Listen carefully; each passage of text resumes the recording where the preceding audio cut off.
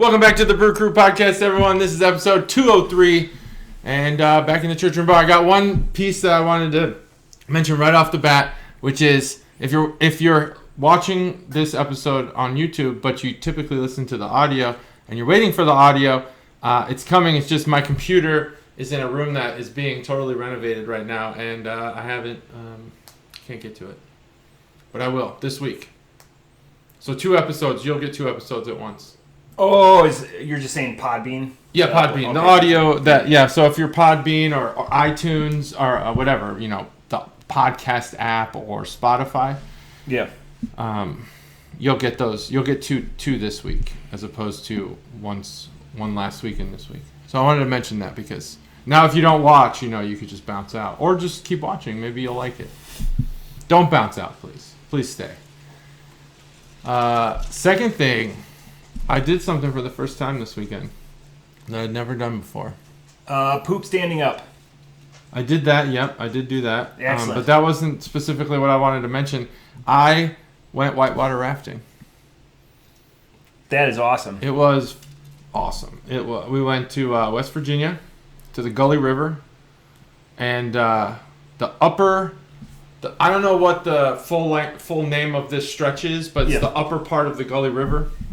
And it is supposed to be the number one-day whitewater rafting trip that you can do in the entire world.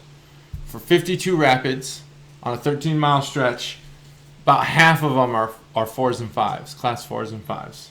Those are going to be all my questions. I was pretty scared, but I overcame it. I fell out once, saved a life. And I had a great time. It was unbelievable. There's a lot of firsts for me this weekend. West Virginia, that was a first. Yeah. Wore a wetsuit. That was a first. Never wore a wetsuit before. Even Navy, you don't wear wetsuits. You just jump in. You just do it. You're Aquaman, basically. You're Class A's or whatever. Yeah. Whitewater rafting. Yeah. Yeah, it was great. Did you tow a second boat? Sometimes you tow a second boat and hop out and then do it again. You drop it off. Oh, right. So you can do it. That might just be for shorter runs because that's whitewater rafting is what I did for my bachelor party. Oh, cool. I got all the guys together. But it wasn't what you experienced by any means, 13-mile stretch. This was, a mile stretch. Okay. That's fun still. Each mile is... So I don't know how long yours took. Ours... It was pretty fast moving water. I think 13 miles took about 5.5 hours. Oh, this was maybe 2, but there was some flat where we were like getting acquainted with the boat. Oh yeah. And we purposely positioned because there's 13 guys, 4 boats, so you're towing because then you get out and redo it again. But then because people have been drinking and not everyone can, so you have to put some people in the middle. Yeah. So I put my dad, the first one, in the middle because I didn't want him to fall out and be a drowned rat. Totally. And my mom would kill me if I killed my dad. And then I made my brother responsible for my dad. Deaths. Well, then we put my brother on an oar on the second time, and he's hella strong for a small guy, and even the guide was like, that he's moving the boat himself. Yeah, that's our guides. There were guides on this one as well. Yeah, there are a lot of rules. You just didn't rent the raft and some people you can. It's just public land. West Virginia is very just a gorgeous state and very unencumbered by residential buildings. It's so great. So you could just take your canoe or your raft and you could go. Now, I could see how people die on these things. If we weren't in a group, we had a group of 7 rafts. You could easily get swept away. Did the rapids have cool names? Yes. What was the coolest name? Because I'll give you, our coolest one was Volkswagen Rock. The water cascaded over it, and they're like, you don't want to hit that. That's funny because there was a Volkswagen something where we went. But there was Pillow Rock. Yep. Which I don't think it was soft. It was not soft, and technically, what you're supposed to do, and this was the big event of the trip. So the one I fell out, was called like Witch's Broom or something like that. Yep. And there was Lost Paddle. There was one called Surprise Baby, which was funny because we all made jokes about surprise babies, which none of us want. But there's Pillow Rock. Pillow Rock is like Class 5, their most eventful, dangerous part of this whole thing. And it's basically this big rock, and the rapids just go right straight to it. So you have to paddle in a way where the bottom of your boat kisses it and you bounce off. So that's why it's called Pillow Rock. You're supposed to just like the bottom of the... Let it redirect you a little bit. Yeah, exactly. And you're actually supposed to go kind of sideways and bounce off.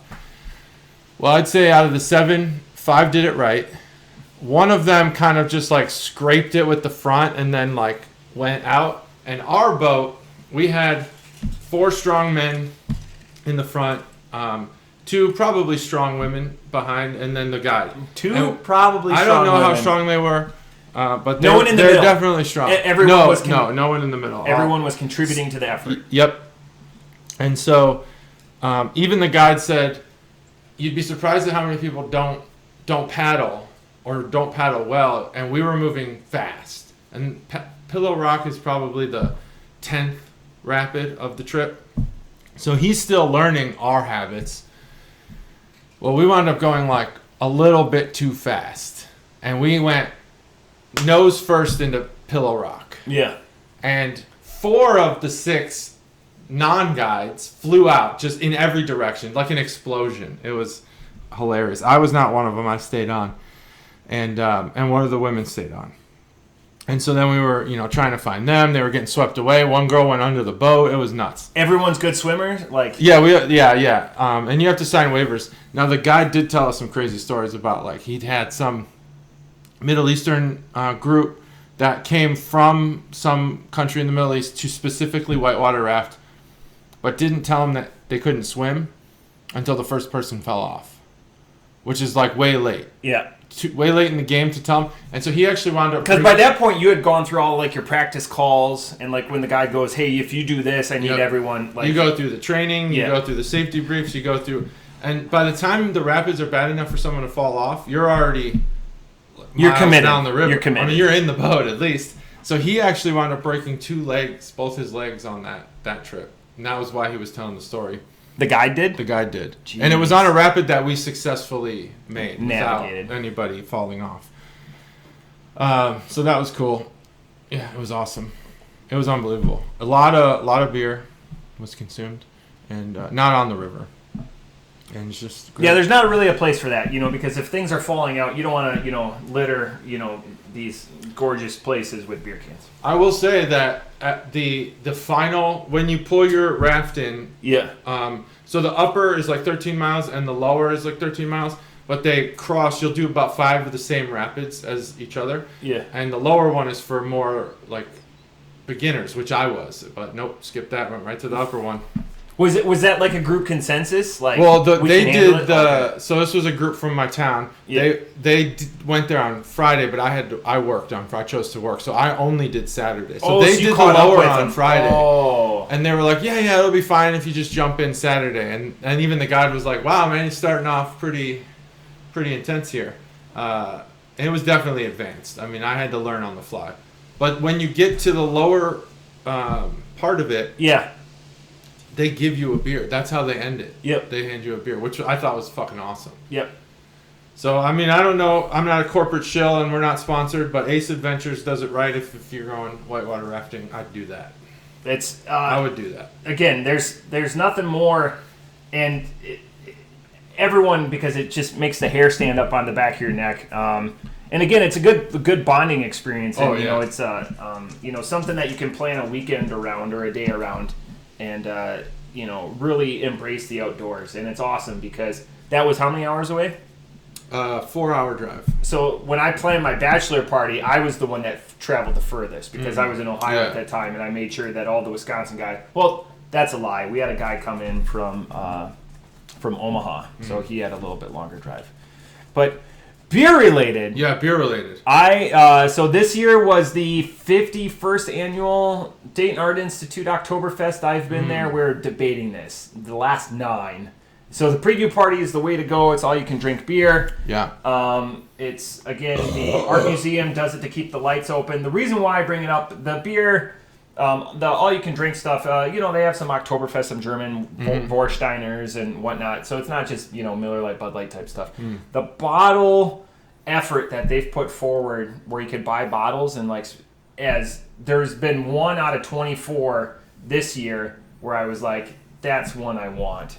And even then I was like, I can get that at Pat's. Or, they didn't do a good job of getting anything rare. And it's really gone downhill. Even pre-COVID, the year right before COVID was not a notable year. There was 4 or 5 that we split amongst our group.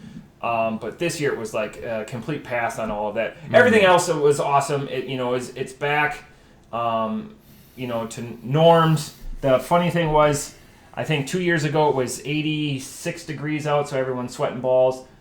This year it was 61 degrees, so everyone's got sweaters on. It was hilarious. But anyways, it is one of my favorite events. And again, once you do it and you set up the tradition, I'm always going to be in no matter what. So, but just a weak beer year.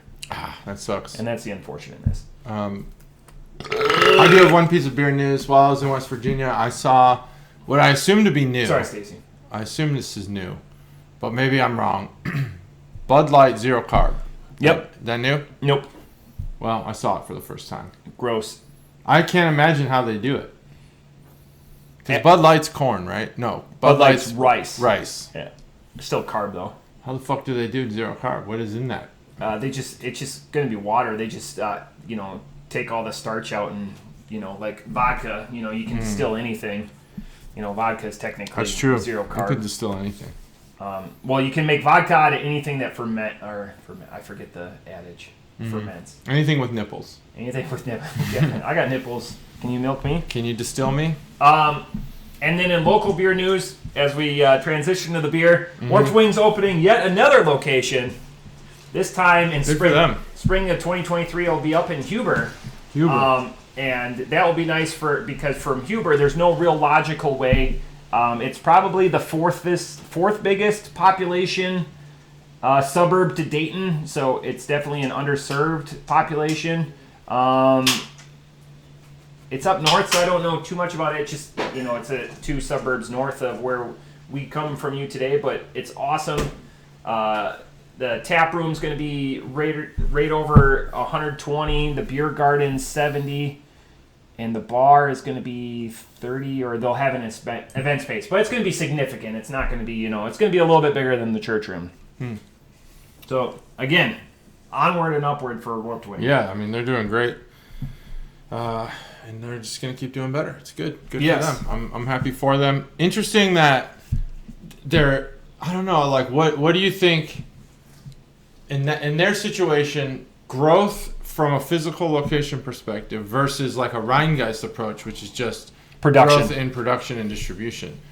Personally, I think Rheingeist. I think that approach was smart for them. Well, this comes with a caveat because when they did the business plan for Warped Wing, it was going to be a 90-10. It was going to be a 90% production, 10%.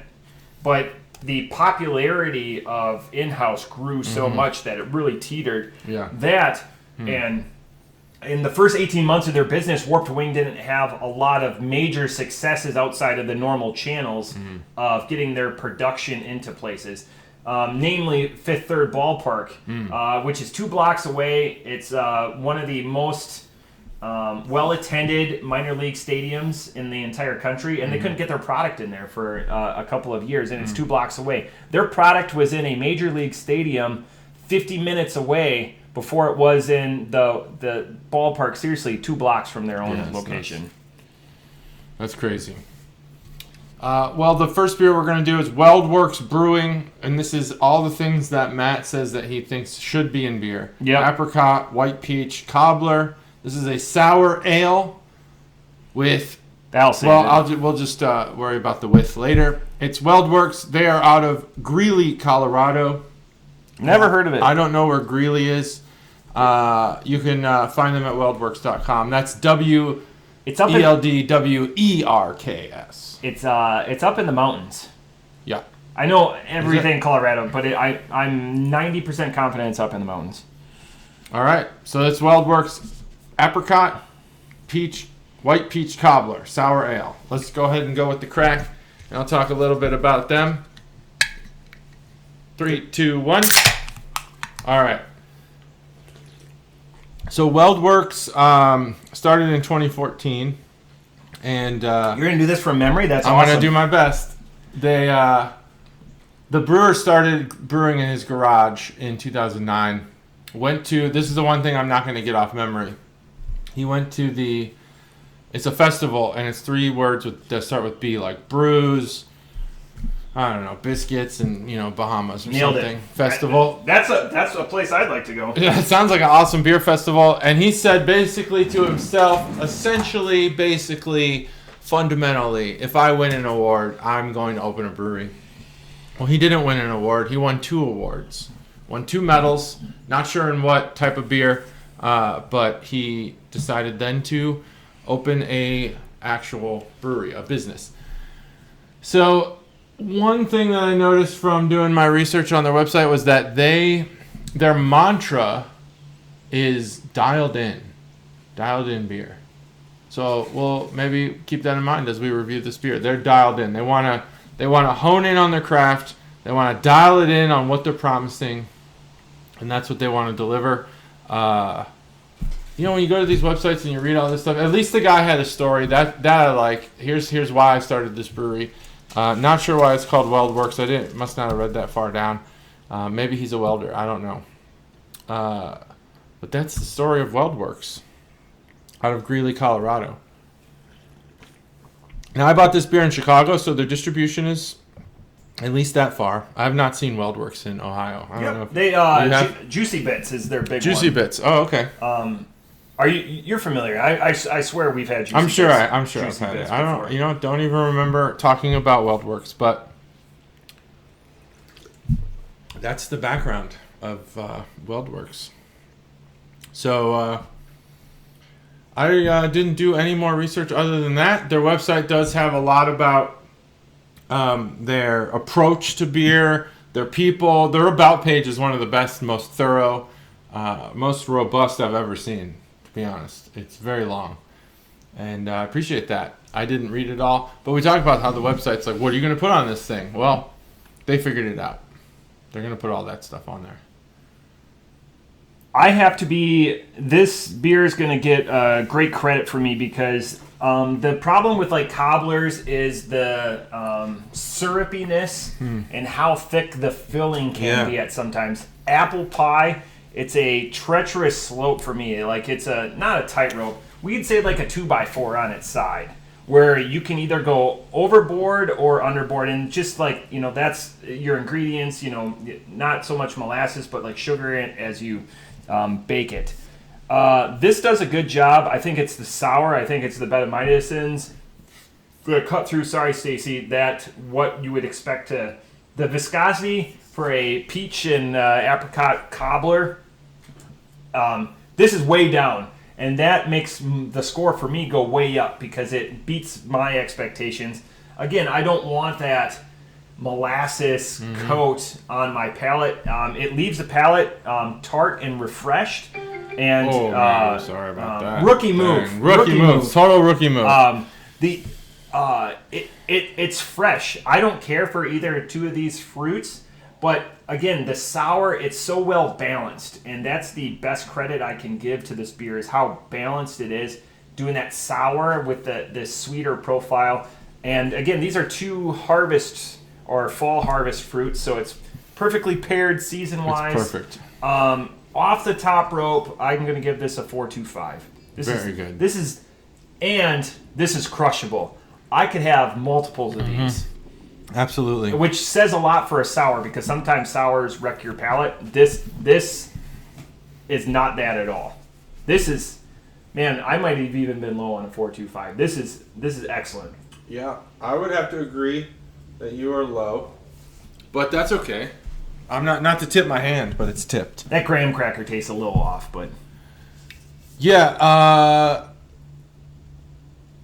The Camera Burner segment brought to you by Chuggalo Mom. No one, you didn't have donated beer last week, right? Okay, just making sure. Chuggalo Mom, thanks.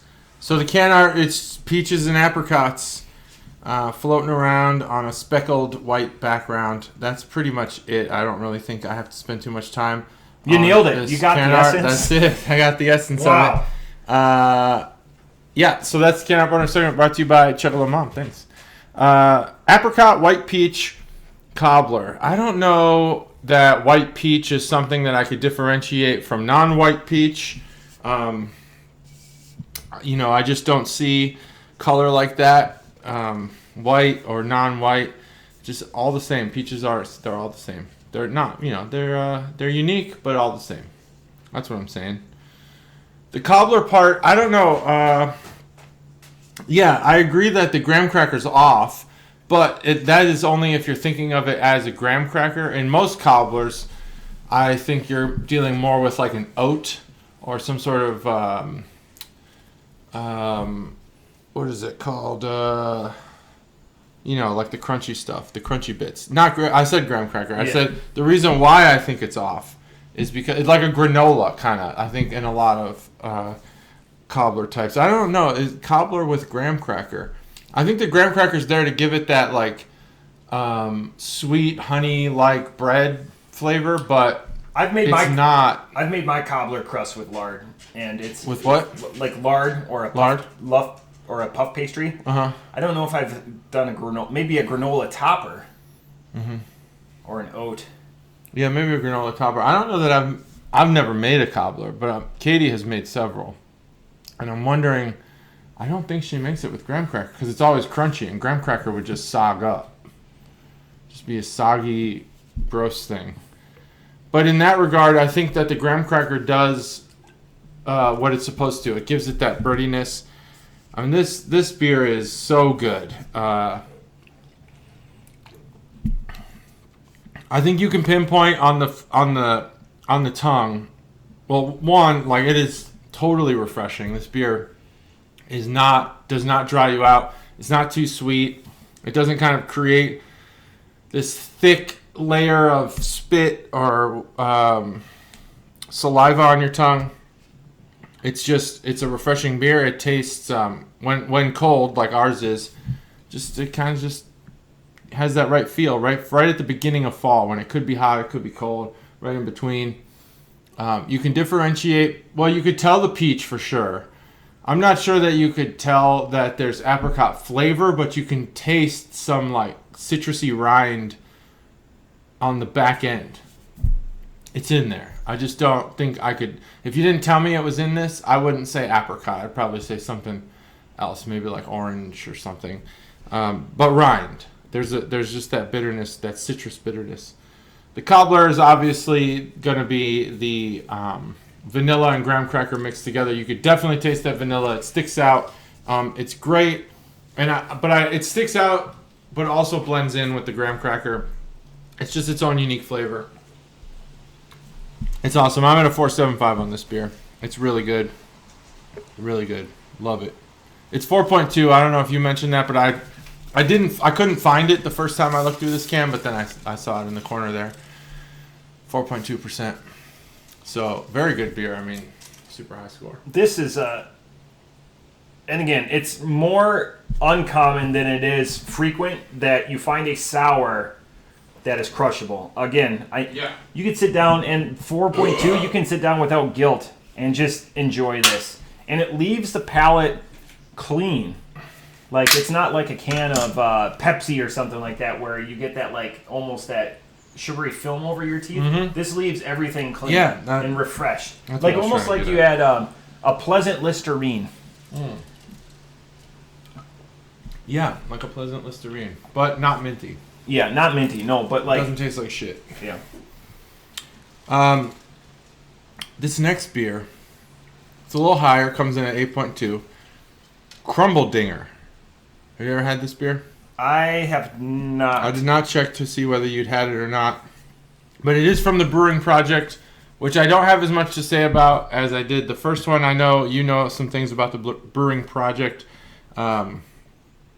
I grew up 7 blocks from where this place is, in their third location now. So obviously they're from Delaware. That's where Matt's from. I ride the train every day. They're from Wisconsin. yeah, that's about as much as I know about the Brewing Projekt. I did all my research. I kind of, blew my load on Weldwerks. You're killing it. It's not too common that, so I could take over this part. So it's not too common that because their canning line is to pint cans. I have a bunch of Brewing Projekt in the fridge right now. It's all pint cans. So, sorry, Stacy. I was shocked to see this come in a 12-ounce can. Also, because they don't dabble too much outside of the safety places, but they just had their 7th year anniversary, and they had 7 different brews that were going through. I think I had that right. So you could buy the collector series of everything that they started and just had aged and during their 7-year anniversary. So I had my best friend Chuggalo Mikey go and pick me up some. So I thought that was super awesome.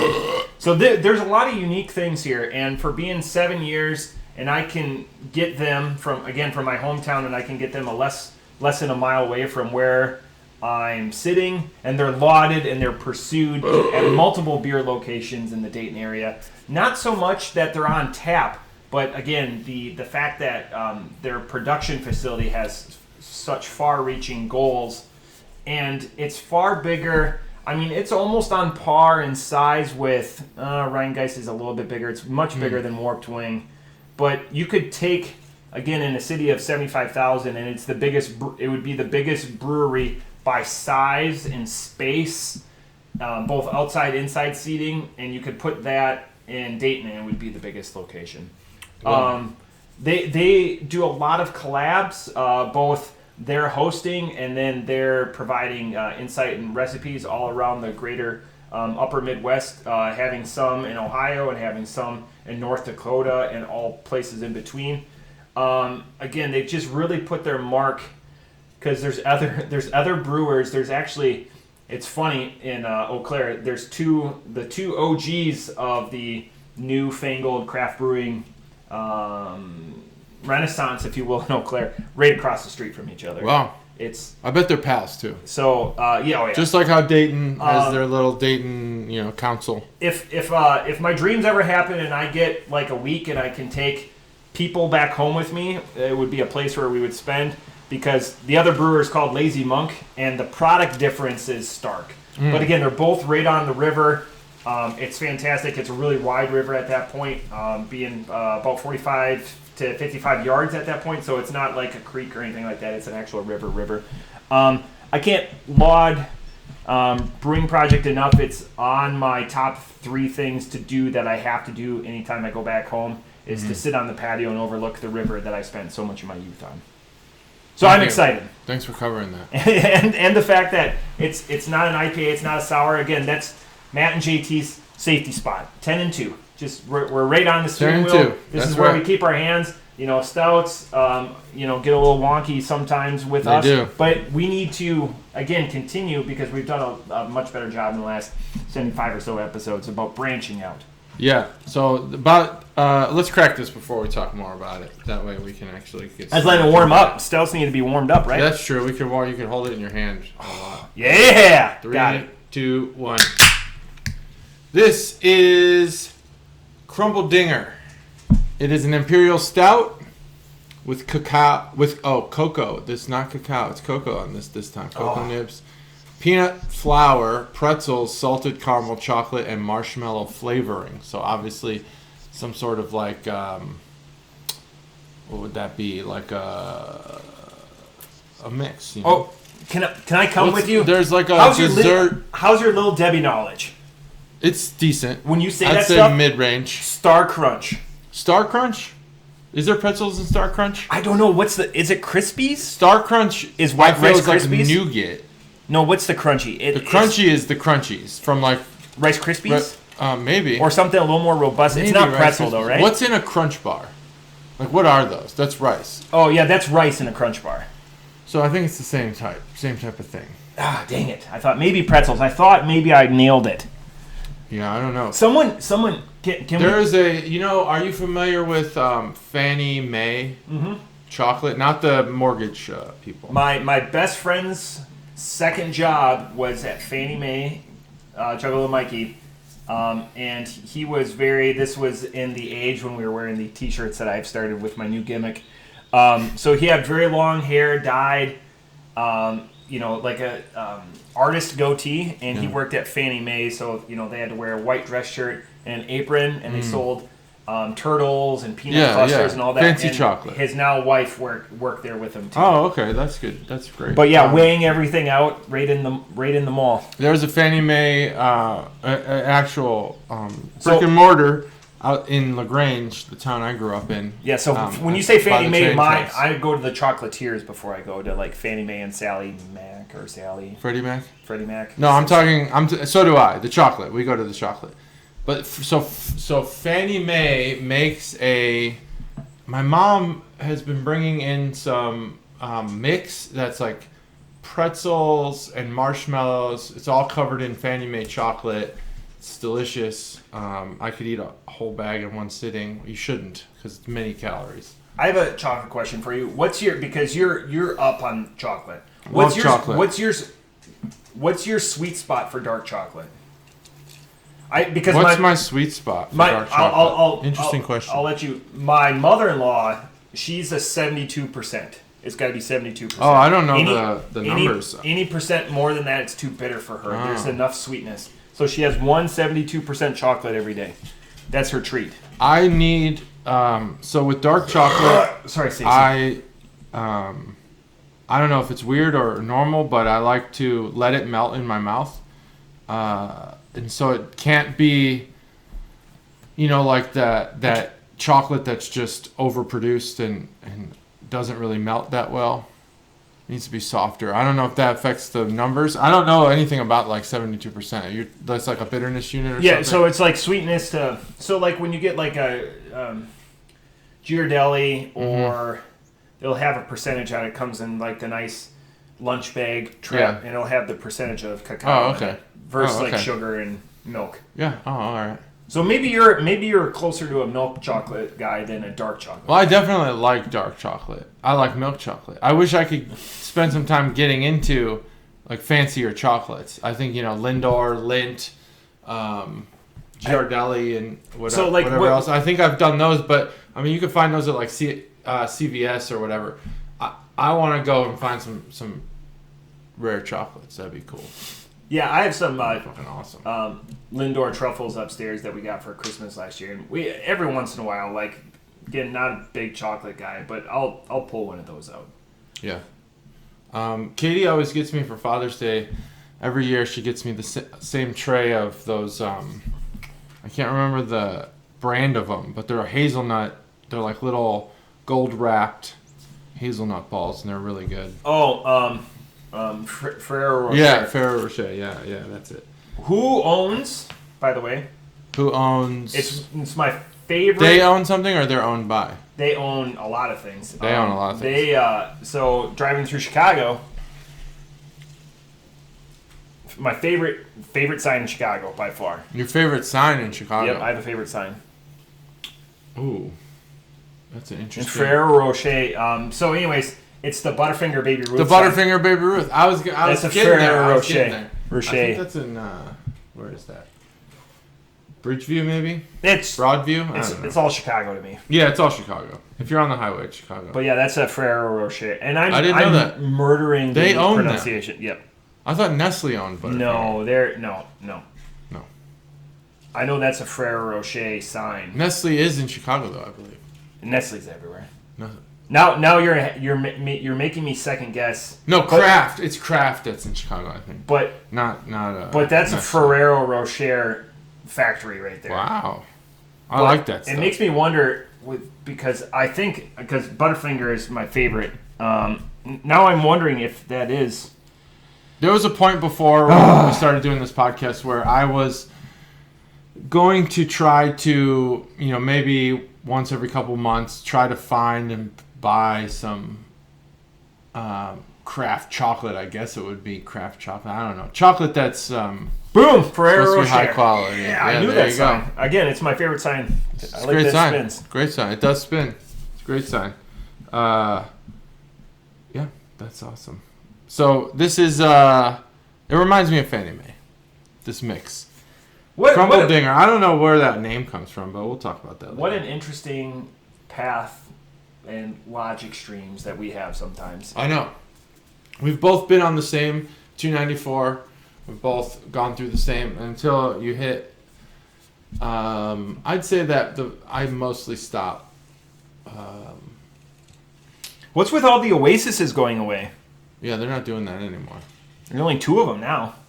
But in the one that had like Panda Express and McDonald's, that one, I don't even think anything's open in there. You can just go there. But nothing's open. I don't want to get off the motherfucking interstate anywhere near Chicago. I never go to search an Oasis. for gas. I never go to an Oasis. I've thrown up one of the worst hangovers I've had in the last 10 years at an Oasis. Nice. And it's not there anymore. It's not there anymore? Yeah. It's one of the ones they tore down. Getting rid of that shit. Probably a lot of and the one time we crime or something. The one time we came through and had enough time to stop at Three Floyds and get dinner or get lunch, and I went inside and we ordered, and I was like, I can't so I went back out to the vehicle. Everyone else ate. Damn. That's rough. Yeah. That would be it's a delicate balance when you do these things. It's just like the rafting trip. When I got there on Friday, people were already drinking. If you don't pace yourself, your Saturday is ruined basically. Because if you're not there at 10, they're leaving. My wife's day was ruined. It's her birthday today. Happy birthday, Dave. Yeah, I was gonna say. Her day was ruined on Saturday. Her parents were down for her birthday. And the unfortunate thing was she didn't have that much to drink, but I think she's much like my dad. Draft beer ruins her. So there is a difference. I've seen my dad drink my entire life and nothing puts him down, but if he drinks draft beer, it hits him differently. So it was ruined? Her day was, yeah. Oh, okay. And she didn't have, I was the driver. Again, I highlighted there wasn't anything good to have. But with this beer, so I have thoughts. Yeah, let's hear your thoughts. This beer has everything that I want, namely, because you named them, so I'm just going to go with the peanut pretzels, salted caramel. Marshmallows I can do without, but I understand you want a little bit of sweetness. But this has all the savory to balance out that chocolate. We have something that we take up to the cabin called Crack. It's Chex Mix, but it's the sweet version. Sorry, Stacy, with... Puppy Mix. Nope, it's not the white one. It's more of a caramel-based one, but all the nuts and everything like that. Bummer. And my best friend's wife makes 10 pounds of this, and it doesn't make it 24 hours. It's incredible. I'm sure it's awesome. And it sticks on your... And she's not a huge caramel fan. She's a baker by trade. I think you love that Chex Mix dessert stuff. I think it's caramel, but anyways, you just sit through... It's nuts, like... Big almonds and everything that are coated just in a little bit of sweetness, and it's just fantastic. But Chex Mix again for my history. You give me a bag of Chex Mix, I'm happy as a pig in shit. So pigs are traditionally happy in shit. This is for those not familiar. This is fantastic. Everything is on point. The Imperial, all of those things. The marshmallow, I'm not going to take it away. I understand in there to give it a little more sweetness, a little more body, especially just relying on the cocoa nibs to carry that home. Man, off the top rope, this is near perfect, and this is dangerous. I don't taste the 8.2. Very good point. Very good point. I could say the only reason I would say that this had more alcohol than the previous beers because stouts are typically more than ales. You can obviously tell it's a stout because it has that toasted quality to it without the viscosity that you would see more in a porter. Off the top rope, 4.75. I wish it came in a 16 ounce. Wow, I will have to buy more of this. Maybe that's why they pared it down but they have some bigger beers in 16s. There's the spin of the can art for the can art boner segment, brought to you by Chuggalo Mom. I can't remember the last time that 2 winners were brought like this. Blind winners. Blind, totally blind. And I wasn't, I'll get into this, but I was not going to buy this beer originally. I'll tell you why I bought it after I do the can art segment. So the can art, this can art boner segment, is a blue gentleman. He's got a very long mustache, and that mustache is hanging by the sides of his face. We should have drank white Mustache. Oh, yeah, look at those. Out of the Steins. The Brewing Projekt. Brewing Steins. Projekt, yeah. Okay. That's their symbol. That's their symbol. No shit. Yeah. He has a Brewing Projekt cap on. It's also blue, a darker shade of blue. He's carrying a baseball bat, which has the appearance of a club from the Flintstones, but it is a pretzel. Good It's pull. a salted pretzel club. And on it, there is cheese and probably brown mustard.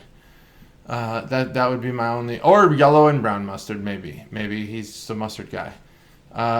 That's fine.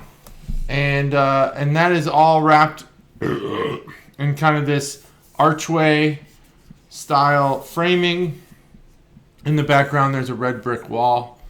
Not sure what that represents, if anything. And then the background of the can itself is a baseball field, a baseball diamond.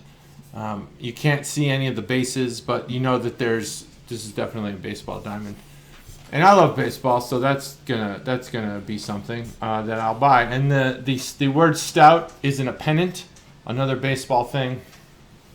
So that's the Can Art Boner segment brought to you by Chuggalos Mom. Thanks, Mom. Thanks, Mom. Now, I was not going to originally buy this beer, but I specifically purchased this beer with Stev in mind because I wanted to gift him something. And so, Stev, I have a Crumbledinger for you and a few other beers. But I'm glad I did because this beer is actually really good. Are you going to gift him any of the beers I gifted you? Because he's a stout guy. You should give him some of ththose beers I gave you. Yeah, I'll give him. I'll probably throw a couple of the ones you gifted me generously. They're good beers to some people. Yeah. I'll gift those to you, Steph. Dying of thirst. So this is actually, I bought this also in Chicago. I think I'm reaching the end of my bought this in Chicago stash. So I'm going to have to get some more beer. I was supposed to say, I don't believe it. I feel like that's been the shtick for the last... It's been a while, yeah. I need to stop buying so much beer. But I went last time and I got beer from my sister and mom. So then I also bought beer. And it's just been like Chicago nonstop. But none of these breweries are from Chicago. Last week, I think, or 2 weeks ago, I think there was a Chicago one. I try to stay out of Chicago. You know the last Chicago beer that I bought and did on the podcast? Was it a... No, I don't. It was Illuminated. Oh, was it? That was the one? Yeah, it was. I don't know if you knew this. It's a perfect beer. It's a 5.0. I heard that. I had heard that. It's unfortunate that I wasn't able to. I appreciate that. I wasn't the only one that... Chuggalos' sister has found me 3 bottles and she gave them to me last year. She didn't tell you this at Halloween? No, yeah, she's been looking for me, actually. She said she was looking for this beer for me. I told her, and we exchanged 3 bottles at Halloween. You guys exchanged them? That's good. Okay, I'm glad you guys did. She didn't get you any? That was, she said that you had not been looking for it. I hadn't been looking for it. Did you tell her 2 levies? Yeah, 2 levies. She understood? She went all over the place and asked about it. Yeah, she got Apparently me 3 bottles. Didn't have it. They didn't have any. I told her I paid her for gas and everything. Wow. So generous. She took some old 2 levies bottles and peed in them. I'm so glad there wasn't. There was just like spittle left of that. I would have spit everywhere. She's got some delicious piss. Delicious piss. You hear that, Nicole? You have delicious piss. That's not coming from me, of course. I wouldn't know.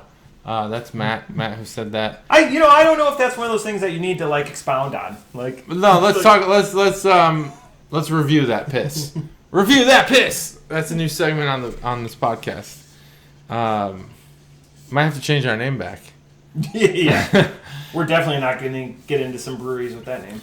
So, I guess what you're trying to do, minus the marshmallow, is you're trying to create a Cracker Jack with pretzel. I don't know, like what Crumbledinger.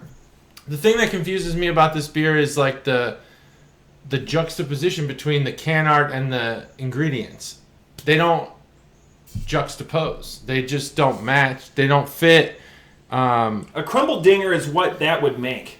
Like because the marshmallow is in there for the binding agent in this dessert. So a Crumbledinger might be like a thing already, is what you're saying. Like there's a grandma who makes it for her grandkids. It's got all these ingredients in it. This is my backyard. Together. I've never heard it, but the marshmallow is there for a binding agent. Yeah, it probably is. This is like a dude Rice Krispie. Okay. I also think that in most cases, marshmallow is a miss in beer. But I'm gonna reference another Wisconsin thing. When I say that I had marshmallow in something that I thought there's no way this will ever be beat. Tuna sandwich. That's it, a Wisconsin tuna sandwich. It was a Wisconsin tuna. You're like saying Wisconsin. It was a Culver's concrete mixer. Just all I got in it was chocolate and marshmallow. That's it. This fucking thing was unbelievable. That's because Culver's is the fucking bomb. It is unbelievable. If you like chocolate concrete mixer, put marshmallow in it and it will like amp it up by a million. That fucking thing was awesome. Man, I could go for one of those every day, but I won't because that'd be terrible. But in that regard, every beer misses the mark with marshmallow. I think the only time that we've had marshmallow in a beer where it mattered was Onion. What was that called? Onion City, maybe. You were not on that episode. It was Cobra and I. Onion City. At my house. Onion something. You don't. It's for sure Onion. Yeah, it wasn't Energy City. No, Onion. Onion was in the name of the brewery, and the beer was like the Marshmallow Man. It was called Stay Puft. It was a brown ale though, a marshmallow brown ale. Okay, yeah. And we both gave it a 5. So like a 3 levies. 2 levies. 2 levies. Oh yeah, I'm very similar. There wouldn't be 3 levies because I wasn't there on that episode. There would only be 2. So this was a brown ale, marshmallow brown ale, and both of us gave it a 5 because it was amazing. It was very marshmallowy, but the brown ale made it. This doesn't have that. So we're focusing a lot on the marshmallow, I think. But there are 2 highlights of this beer. The stout is what this beer is, but there's the caramel, the salted caramel, and the pretzel. Those are flavors that I think you could pick out, even if you were less versed in beer. I can taste them. The pretzel, I don't know what gives pretzel its pretzelness. Is it the yeast? Is it a special kind of yeast?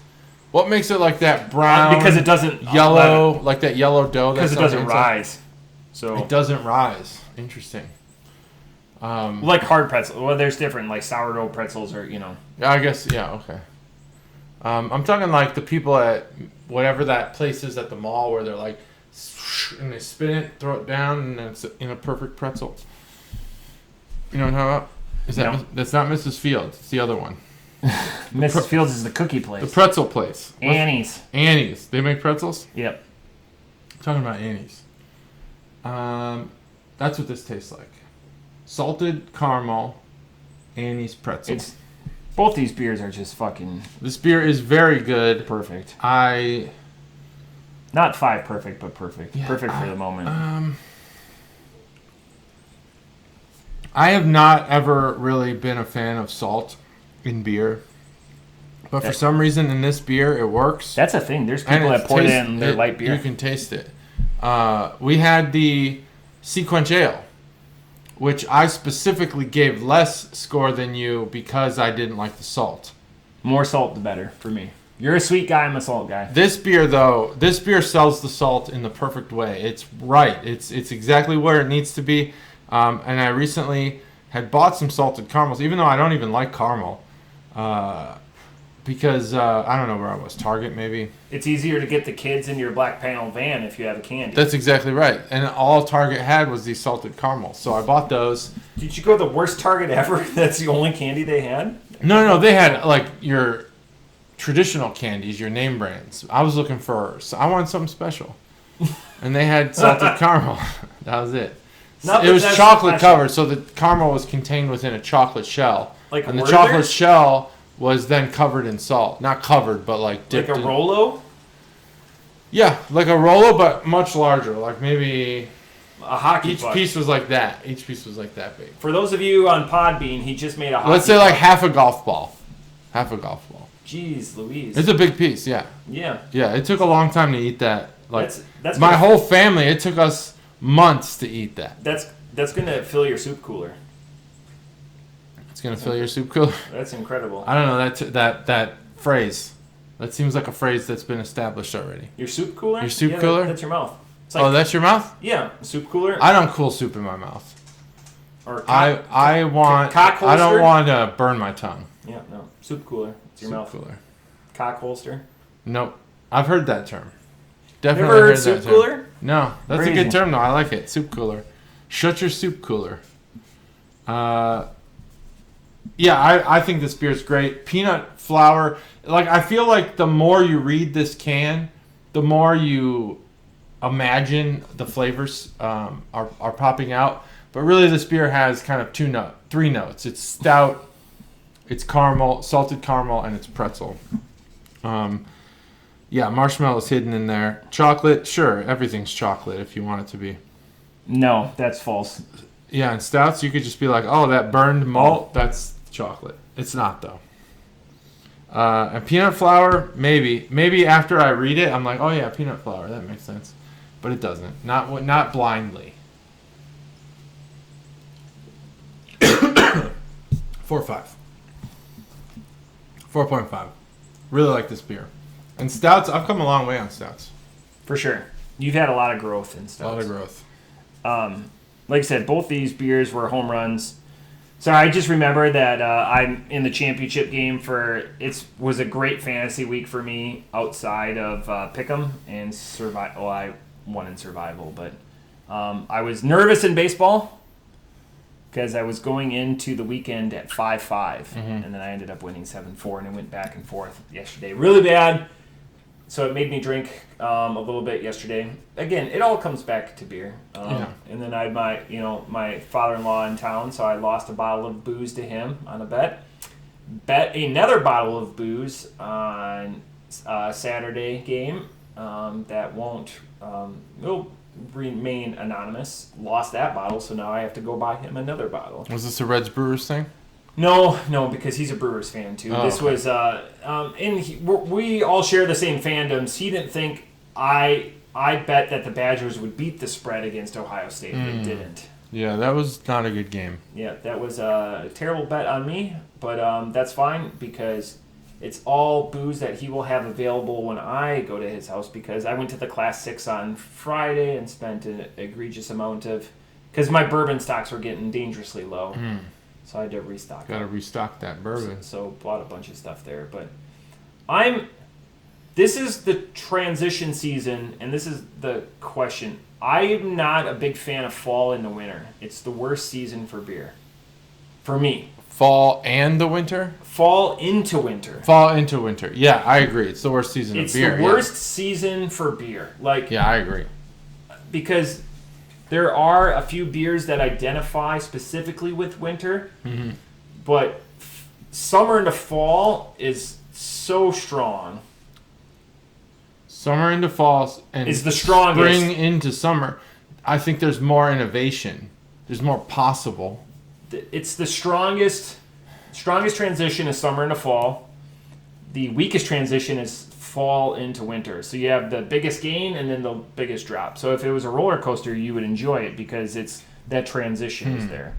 But unfortunately, as a consumer, just stock up your fridge and your cellar and enjoy what you're going to enjoy. Yeah, enjoy what you're going to enjoy. I'm still thinking about this season to season thing. I think spring. These are hot takes, JT. Spring to summer might be a better transition. That's egregious. Of the four, just because I don't know. Because you still have all the summer beers, and then you're getting into the fall things. That's true. You have them both. That's true. You still have them, but the transition is what you're talking about. Yep. Not the holdovers. Fall is 4, summer is 3, spring is 2, and winter is 1 for beers. Yeah. Yeah, winter sucks. Winter sucks for beers. There are people who are into it, but I'm not one of those people. And that would tell you like the flavor profiles and what we look for in beers mostly. Yeah. Stouts and porters. Obviously, we highly lauded a stout today, but it fits well more into the campfire, the outdoorsy, this woodsy. This is a campfire beer for sure. Rather than a sit next to the hearth type beer. Yeah, that's a dessert beer, if there ever was one. Which there are, like the lava cake, which was also a 5. But yeah, I like that. That's an interesting thought. If you guys all disagree, I'm sure, because spring into summer is pretty good.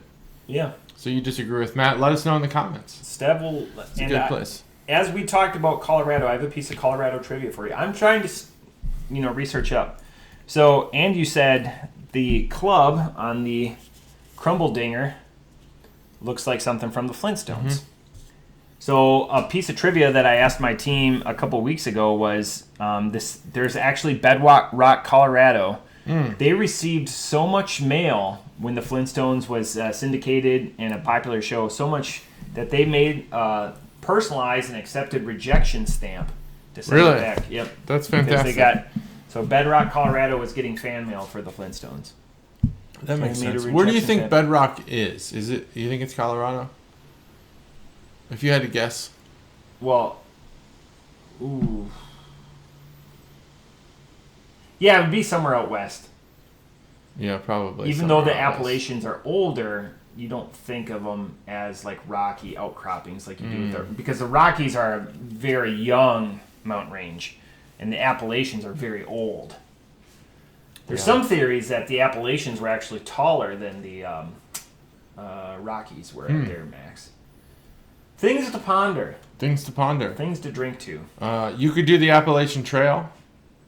What does that take? 6 months? No, that's a little bit longer. The Pacific Coast Trail is 6 months. I think the Appalachian is 4 months. 4 months. So if you got 4 months to spare. It's from northern Georgia to southern Maine? Something like that, yeah. I hear good and horrible things. I hear horrifying things. Yep. A lot of I hear things. Crime. A lot of crime. I hear some things. Apparently there are enough stores, corner stores, marts, things like that, that you could get from stop to stop. Yeah. Without having to bring too much. And too much being all the extra shit. Yeah, 6 pairs of besides shoes your clothes. because you're going to go through all the shoes. Or you got to bring shoes because corner stores don't sell shoes. Yeah. But food and water and shit, you can get that. That's it. I mean, I don't have anything else. That's it. We did it. We did it. Another whole episode. 2 episodes in a row. The entire episode. I'm glad that we covered the whole episode this time and last time. We will establish a tradition and a trend on this show of capturing the whole episode. Yep. Moving forward. Going forward. So if you're disappointed with 201, rest assured we're getting better. We're going to do it all. We were better. Then one lapse, then we're also better. We've just been good at You got to have the sour to appreciate the sweet. That's true. That's a good way to leave them. Yep. I'm not even going to come up with anything.